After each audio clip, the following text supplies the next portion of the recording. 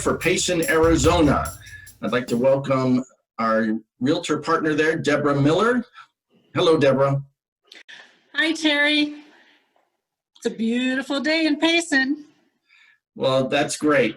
Well, tell us, you are a native Californian, aren't you? I am, and so is my husband. Wow. Well, how in the heck did you end up in Payson, Arizona, of all places? I'm glad you asked. Both of us born and raised in Southern California. He was a Huntington Beach surfer, and I worked in Newport Beach for 21 years as an executive assistant to a real estate development company. But we both grew up fairly close to each other, Orange County and LA County. And so we never thought we'd leave California. And at one point, I was kind of forced into early retirement. And so we were put at a fork in the road, you might say. And we decided, okay, do we keep struggling here in California to try and retire here and live? And the debt kept increasing. So we decided, let's prep our 1950s home and try and get it on the market and sell, but we still did not know where we wanted to go. And while we were remodeling, our best friends had been touring through Arizona, and somebody referred them to Payson. They came home from Payson and said, guys, we're leaving. We're moving to Payson. And we said, what? Where is the Payson, So they had been here a year and a half or so, and they invited us up to Payson. And we fell in love with the beauty up here. There's at least 7 lakes up here, just rolling miles and miles of ponderosa pines. And it's a small town atmosphere, not like the city we've come from. And we just fell in love with the people. Everybody was so nice to us. Even the kids, as you enter a store, they open the door for you and say, you first, ma'am. So we couldn't help but fall in love with it. So we put our house on the market, and 30 days later, we were in Payson. Our house sold in 1 day. And so as our moving trucks were pulling up to the house, our escrow was closing.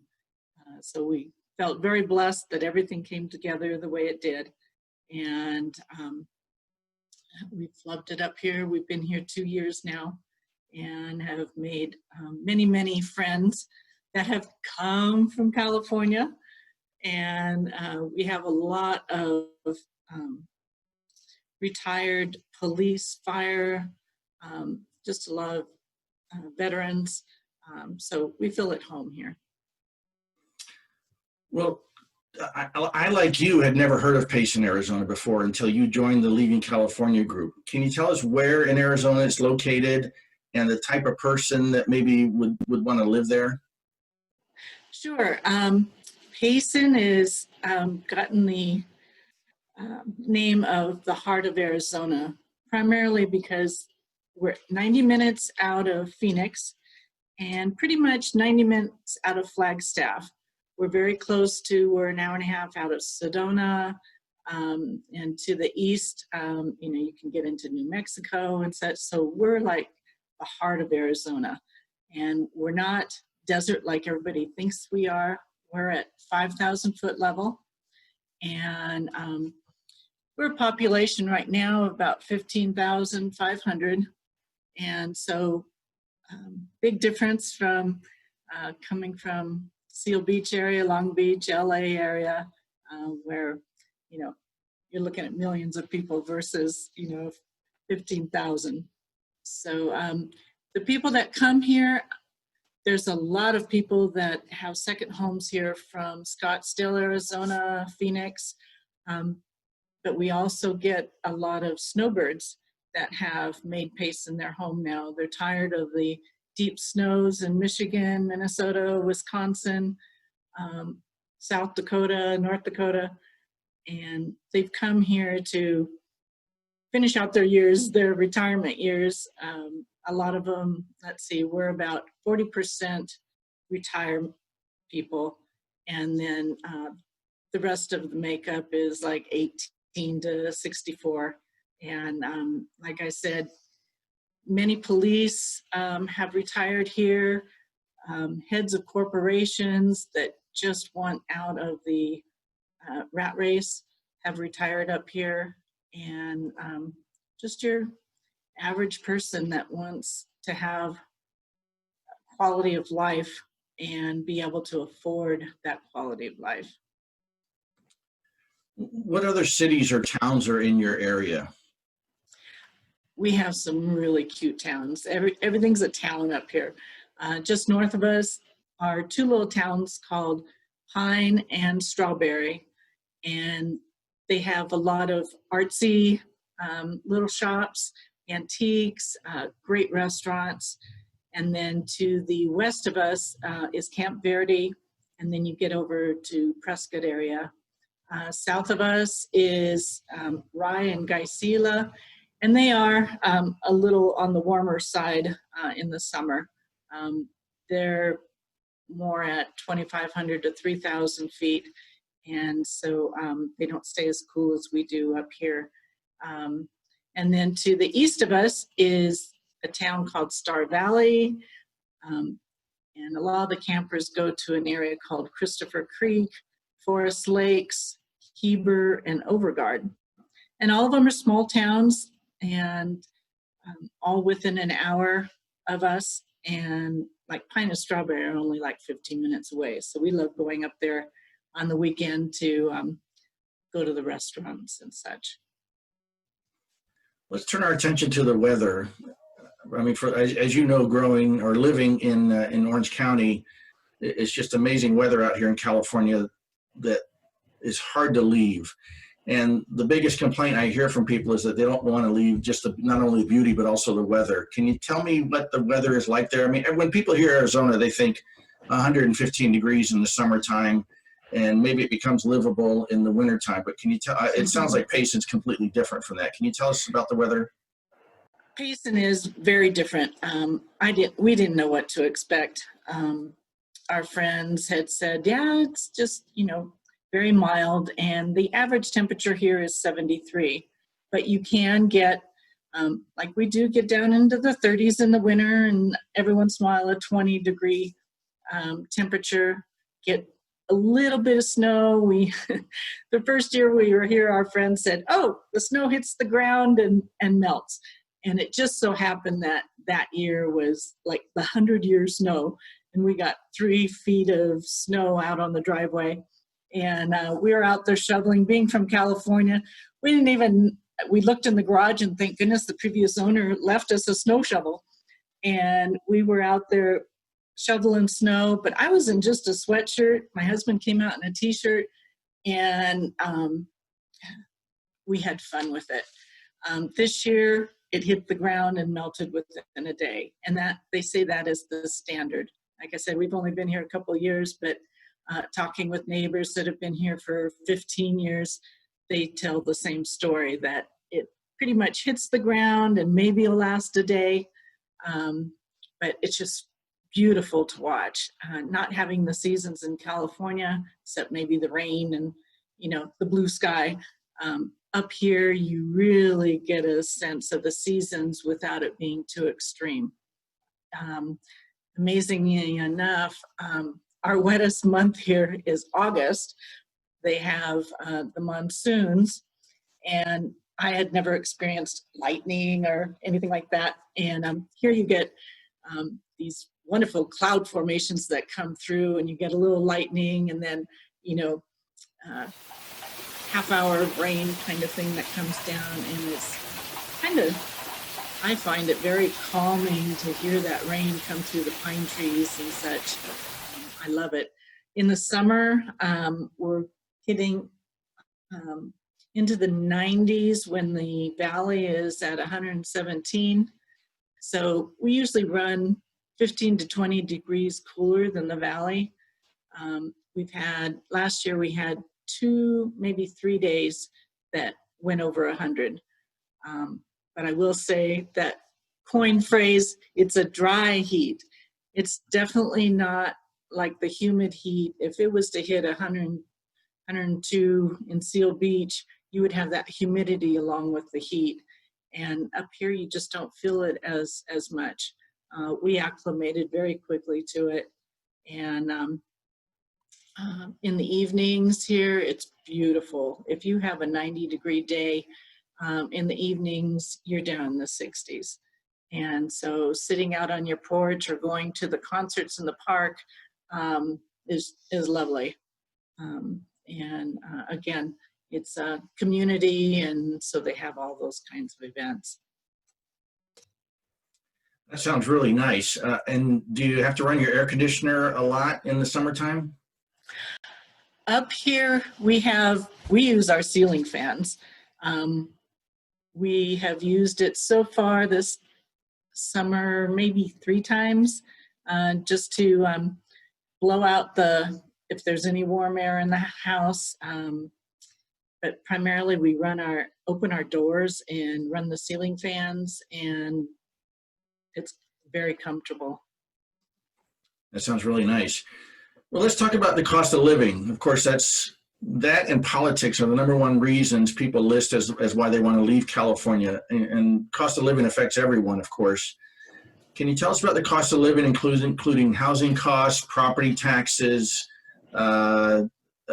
energy costs, which of course is another major factor, another major cost in California, things like that. Can you touch upon those, please?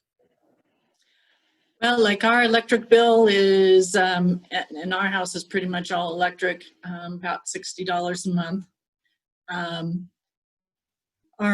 We were in an older neighborhood in California, and our property taxes were like $4,800 a year. Up here, it's half of that. We're at like $2,200 a year.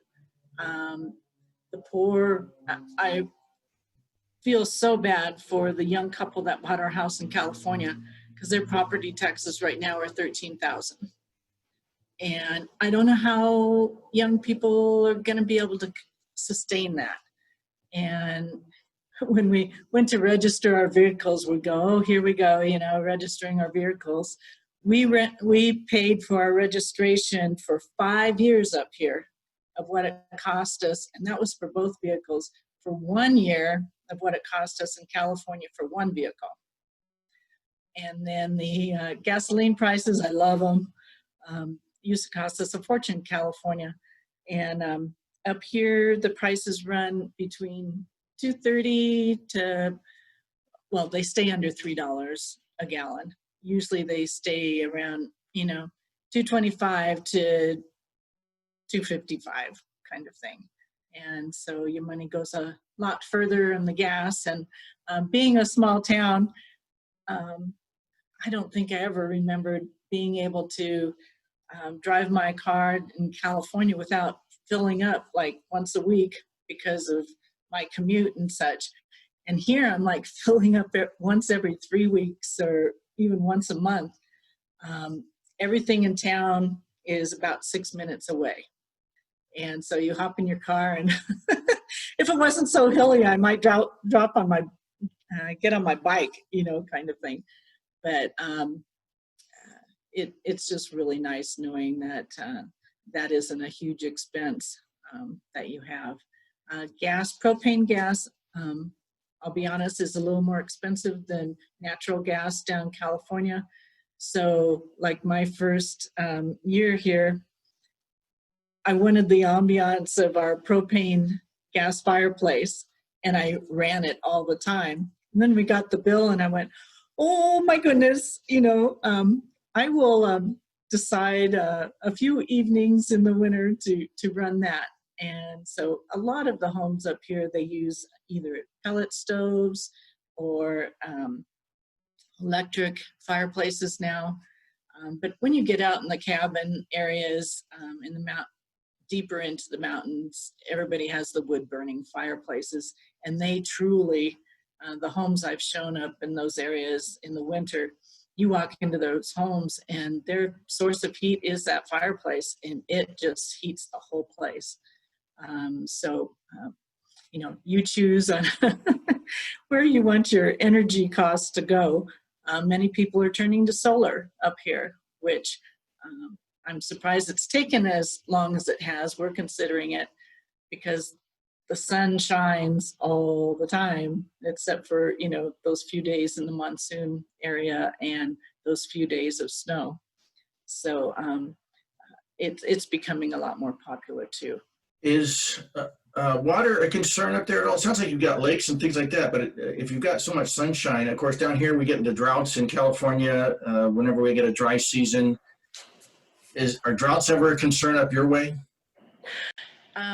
The concern in droughts is just the forests and the amount of campers we get up here. We have to control any open campfires during this, between June and September. We want to keep the fire control. But as far as the water, Payson's very fortunate. They have secured a 100-year water guarantee through the Cragen Water Reservoir. And so the town of Payson is, secure for the next 100 years on that. The water table is very high. And so it looks like, there's no water around here, whatever, but there's plenty of water in the water table. Some of the other towns west of us, I know Prescott's struggling with securing water rights right now. And anybody that's fighting for the Colorado River water, they're facing a struggle. And but we feel very good about the water here in Payson. They've built a new refining facility, and so the water's really good quality. And but they still ask that you, in the summer, watch how much you water your plants. But I'm very happy to see the types of trees and stuff, fruit trees. I never knew we could grow fruit trees up here. We're desert mountain, and they flourish up here. So water rights, we're good to go. Well, let's turn our attention to healthcare now. Sounds like you get a large amount of retirees up your area, or at least 40%, as you said. Tell me about the healthcare in Payson and the surrounding areas. Our recommendation here in Payson, we have some great general medical physicians, two really good heart specialists up here. And but if you have some serious like cancer issues, kidney dialysis, we have one facility up here for kidney dialysis. But general medical care, our main facility is Banner Hospital and Medical Center, and they've got some very good doctors. But if you have some really serious ailments that need constant attention, we recommend that you find a doctor like in the Phoenix area or the Flagstaff area. They have bigger facilities. Phoenix is only an hour and 20 minutes away from here. So a lot of people just gear all their appointments. The husband and wife set their appointments for the same days, and they go down for their more serious care. But general physicians here, we're good to go. If you're relatively healthy and you just want that annual checkup kind of thing, we've got some very good physicians here for that. Now let's turn our attention to those who aren't retiring. So somebody's working in California, they need to have a job when they move to Payson. What types of jobs do you have in your small town? We're primarily blue collar type jobs, although the tech industry up here, there's a great need for those who can do computer work from their homes, or if they want to open an office here. Medical, always a need for nurses and doctors up here. And we're getting more and more doctors looking up here just because of the cost of living and a different quality of life for their kids as they're raising them, as they're, growing their practices, and really need skilled construction up here. The contractors up here are slammed, whether it's remodeling some of the older homes or building in some of the newer neighborhoods. And from a real estate point, when a client asks us, hey, can you find us a contractor? It's like, okay, yeah, there's some great ones up here and they do beautiful work, but they are really busy. So if you own a construction company or you're a contractor or even a licensed handyman kind of thing, there's plenty of jobs here for you. Restaurant industry, we have always a need for servers and such, and new restaurants. We'd love to have additional restaurants up here, and there's a lot of buildings that can be converted for that.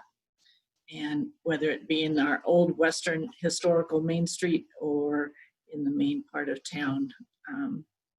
And then some of the other ones, I know down the valley, Arizona has become one of the top 10 states for being business friendly. And so aerospace is moving in, technology, film and digital media, business and financial services, because of so many people moving into the valley and up here from California and the eastern states. Those industries are growing like leaps and bounds.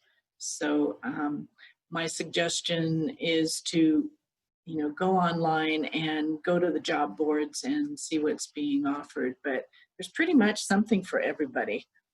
And some of our seniors that don't want to totally retire, they have gone into our big box stores like Home Depot and Walmart, and they just enjoy being out there conversing with the public. And so there's something for everybody, and lots of volunteer work. The kids need after school daycare. We have Meals on Wheels up here to deliver meals to the homebound seniors. So there's lots of opportunities to stay busy. Now that you've brought up schools, let's turn our attention to that. Of course, education is important to every parent. Tell us about the primary schools in your area, elementary, middle school, and high school. How's the quality of education in Payson? It is really coming up to the times. They're bringing in, of course, more technology and more computers into the schools. And, some of them are doing online schooling for those children that are a lot more tech savvy and want to move ahead into their college prep. We have online tutoring and such. And I've met many of the high school teachers and the elementary age teachers, and they are just such dedicated people, and they really care about these kids. And we have several families that have special needs children and that, and we've got a core group of teachers up here that just, they treat the kids like they're their own, and they really have helped those children progress and be able to function in society. They're not just set aside in their homes and homeschool. They're brought out into the public and learned how to socialize. But I do think our high school program is very good from the aspect of, you want your child to be an FHA, FFA, Future Farmers of America. They have a wonderful program. Of course, we've got a rodeo up here that these kids can participate in and bring their animals to show and that. And it's wonderful to see that because I think being in that farming environment. I don't know, the kids just seem to grow up with a lot of respect, and they're hard workers. They don't sit on their behinds by any means. But as far as the education, just like I think across America, we're really trying to better the schools, and we're getting great teachers coming out of California, coming out of the Valley. They're moving their families up here because they want a better quality of life. I suspect you didn't go to many rodeos when you lived in Huntington Beach, did you?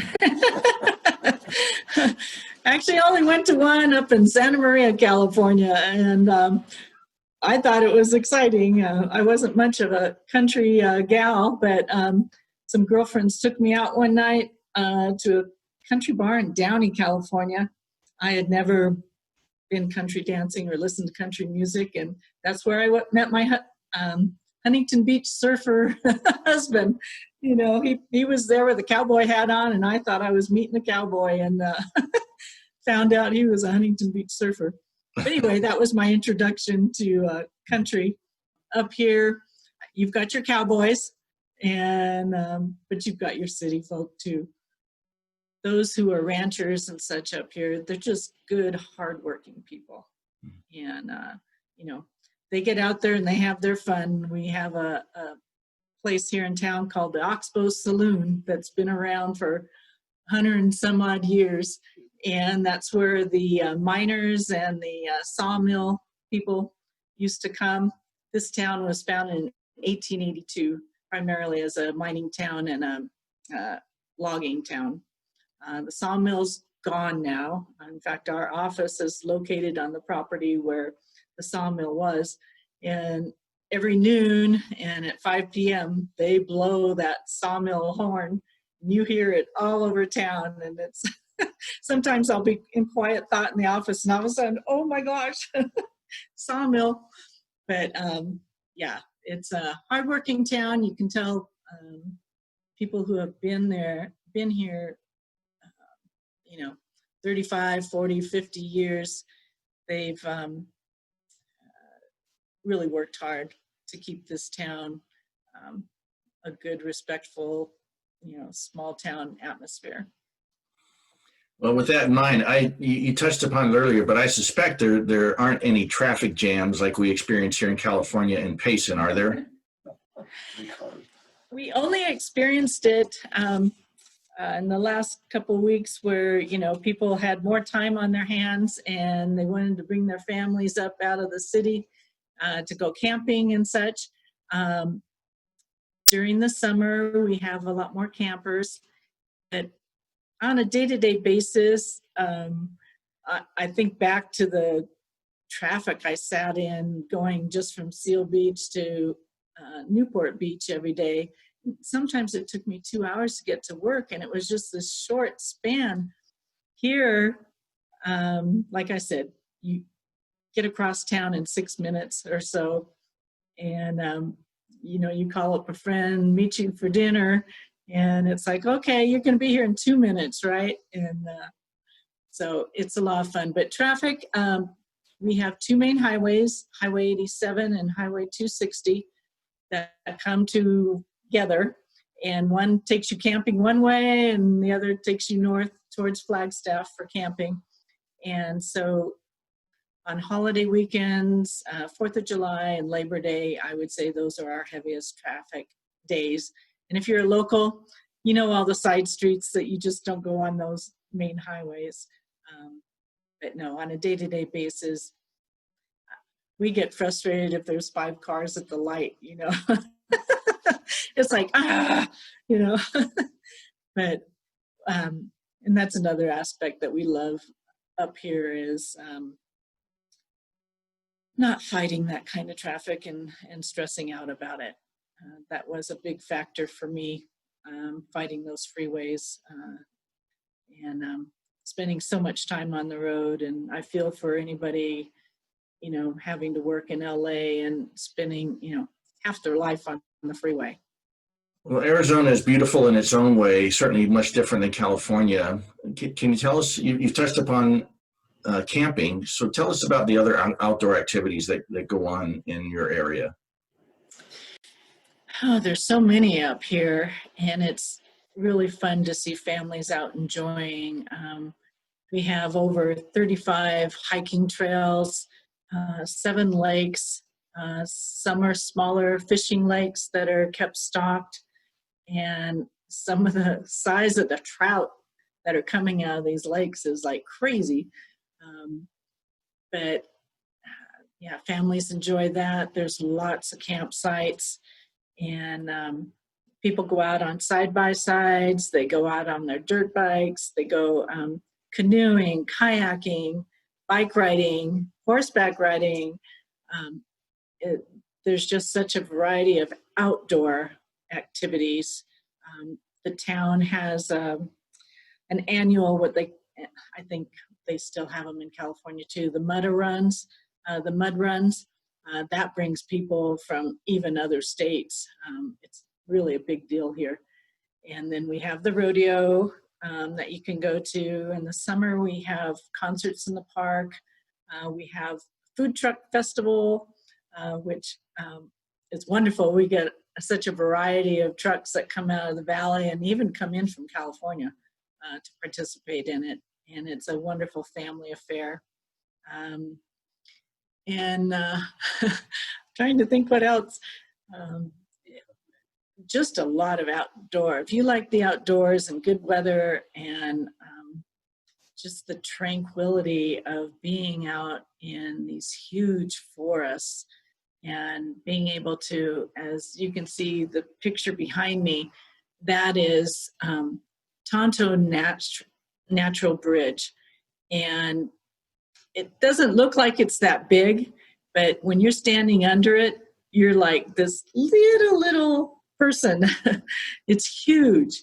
And there's all kinds of trails, either for beginners there, or you can take, a 5-mile hike back into the forest there.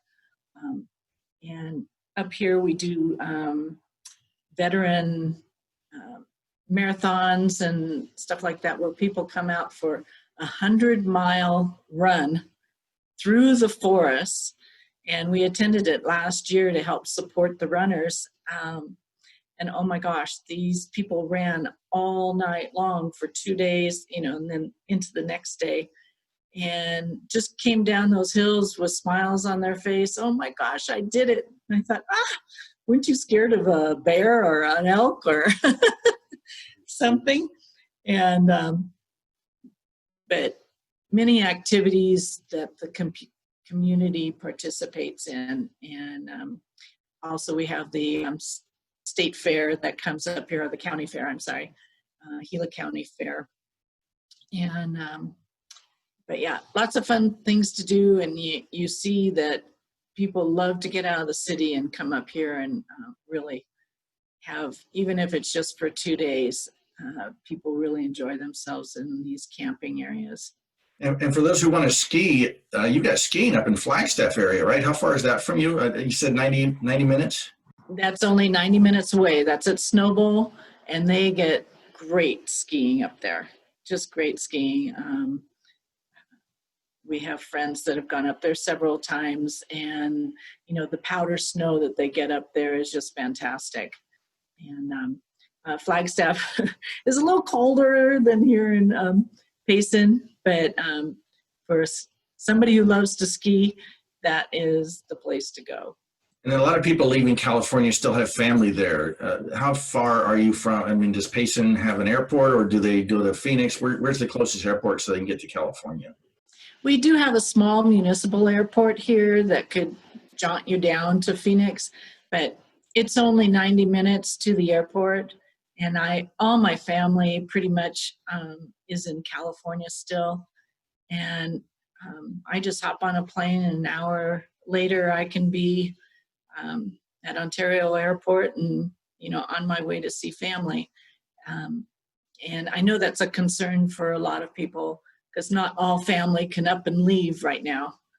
And And that's the case with my family. There's lots of grandkids and nieces, nephews, and what have you that are well established there. And they're struggling to make ends meet. But, you know I can get there in a short time. My mother just passed away recently. And, you know, when I got the call, it's like, okay, hop in the car. And, you know, it's 5.5 hours to get into California by car. I could have hopped a plane, but wanted the vehicle with me. But anyway, it's quick access. You know, from Phoenix, you can go anywhere in California, Northern California to San Diego. Well, let's turn our attention now to politics, the political environment in Arizona. It's the number one reason people want to leave California. And even for those who don't, it's still important to understand what's going on in Arizona. So can you kind of touch upon things like, let's start with gun rights. Arizona is the right to carry state. Up here, you know, you'll see the cowboys walking with their holsters on and that, and you know, you can't bring them into restaurants, places like that. They ask that you leave them outside because nobody wants anybody to get upset and pull a gun. But it's just very natural here. I mean, it's nothing strange here. People totally believe it's their right to protect their businesses, their property. So it's very acceptable here. I know with Phoenix area having ASU there, it's a little more liberal to where they're trying to fight that.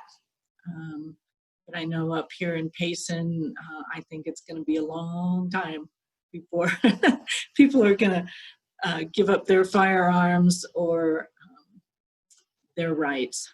They're definitely fighters for the First and Second Amendment and stronghold on the Constitution. And it's wonderful to see. I don't know, I feel like I'm back in the 50s sometimes up here with their respect for the flag and, you know, just for America itself. How about for those parents who are struggling with the new vaccination laws in California? Is there the option to not vaccinate your child if they're allergic to them or perhaps for philosophical or religious reasons? They are, right now you have that choice. There is a lot of discussion all across the board as to whether, you know, that's going to change. And so, you know, fighting hard on both sides of the board, especially if you have a lot of the immigrants coming in. You know, they come in through California and then they're making their way sometimes to Arizona and they don't want to vaccinate their kids. And so for the safety of our kids here, some of the parents are really fighting to, you know, select vaccination. And then you have those that say, you know, there's a big risk in vaccinating. So I think that fight is going to be, especially now, will be a fight on both sides. This is kind of a shot in the dark, but I assume Payson isn't a sanctuary city, is it? Oh, no. No, it's not. We are very open to everybody, but we want everybody to do it legally. Our ancestors did it. You know, my family came in here from Germany and such, and they had to come the legal way. So there's a very strong opinion up here that, you know, come on in, but let's do it legally. And, you know, feel for any family trying to struggle to a better life. But unfortunately, you know, where they're from, they're not being treated right there. But they got to go through the process. And so I know down at the university, there's different opinions on that. But right now, Arizona is holding strong on not having sanctuary cities. And if I'm hearing it right, crime isn't really an issue in Payson either, is it? You don't have like criminals running rampant around the town?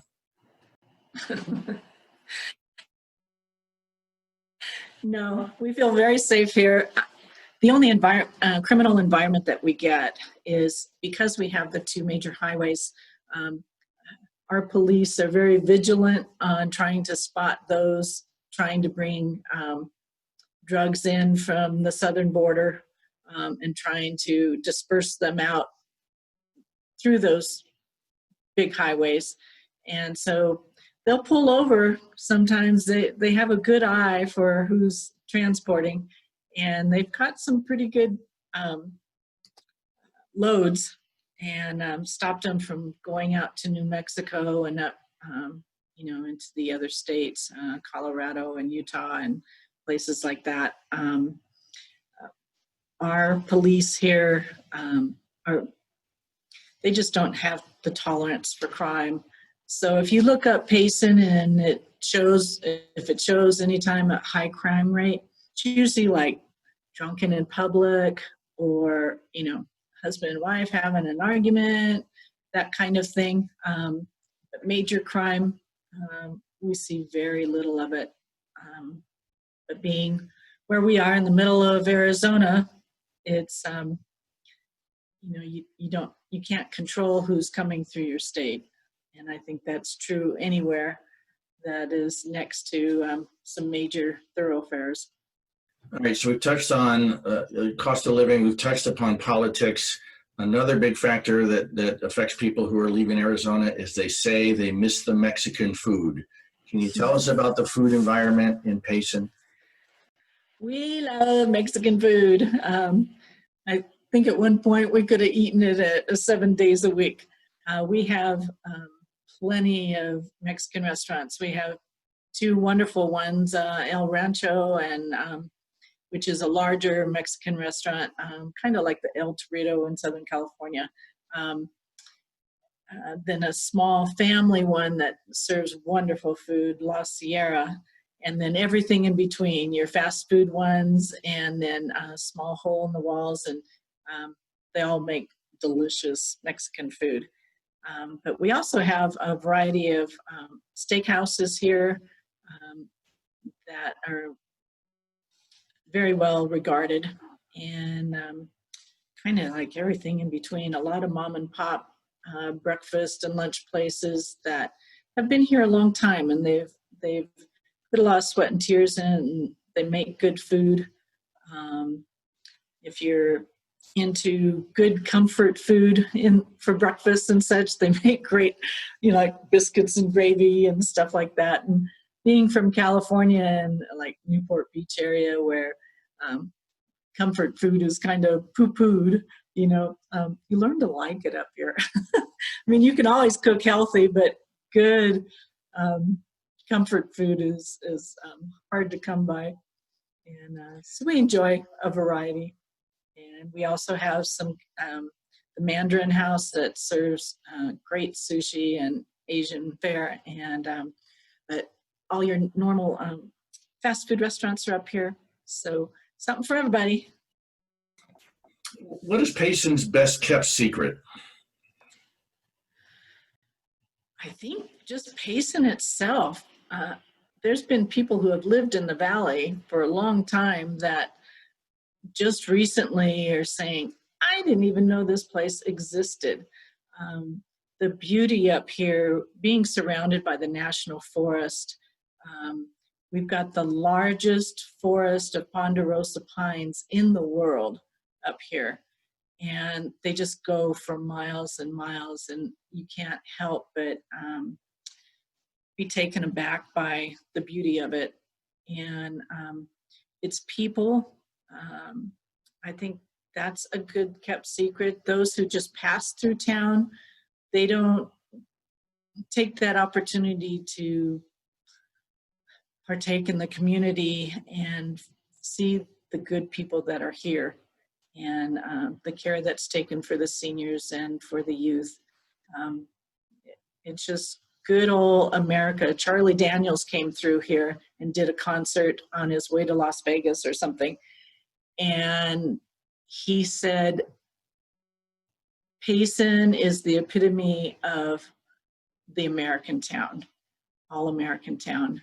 And he says, I truly appreciate its patriotism. And Payson is also the flag center, American flag center of Arizona, the flag capital.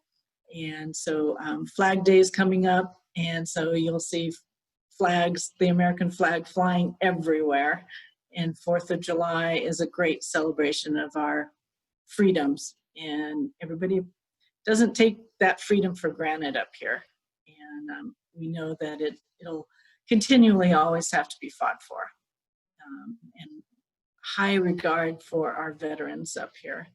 My husband's a veteran, and you know, when you walk into a restaurant, if there's any indication, like with your baseball hat or something, that you're a veteran, the people just go out of their way to thank you for your service. And that's just so refreshing to see. So Payson is its own secret. That's great. Anything else you'd like to add before we end our time together? I'd just like to say,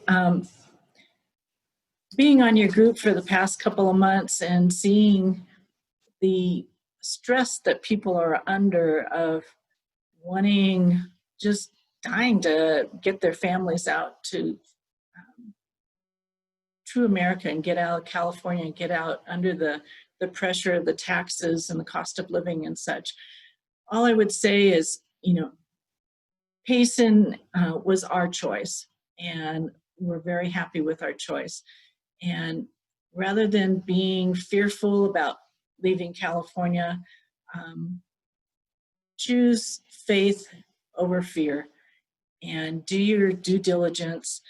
There's lots of wonderful patriotic towns and small towns across America where people will welcome you. And I was afraid of that. I didn't know what, you know, never having left California, I didn't know what life outside California would be. But people are people, and for the most part, a lot of good hearts out there, and they're all fighting for America. So do your due diligence and get on that computer and search out towns and listen to the recordings that Terry puts out, and read the posts that come up on Terry's site, Leaving California, and you know, don't be afraid to converse. People across America will help you find that perfect home for you. Those are very wise words, Deborah. Thank you. Hey, I'm going to post your contact information at the end, but if people have questions about real estate in Payson, perhaps looking at homes, or want more information about Payson, what's the best way to reach out to you? My husband and I are with Keller Williams Realty Sonora and Living, and my phone number is 928-978-1199. And we are, our office is right as you enter town. We'd love to have you come up and see us. And our website is visitpayson.com. That will show some current listings. And another website I highly recommend so that you can get a feel for Payson itself is discovergilacounty.com. And that's Gila is Gila, discovergilacounty.com. And like I said, come see us.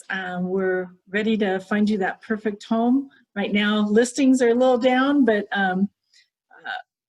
there's still lots to explore out there, and we've got the perfect home. Oh, email, is that okay?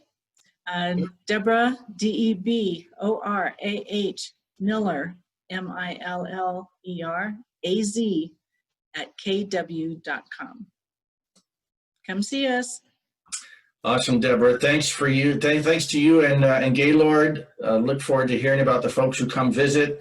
I can see that it's a beautiful place. Thank you so much for your time. It's been great to meet you and spend time with you. And looking forward. I tell you, my wife is interested now in Payson too. So sometime in the future. Well, I'm glad about that. Come see us, and Terry, it's been great, and I love your website and your Facebook group. There's some great people on there. Thanks, Deborah. Thanks, Terry.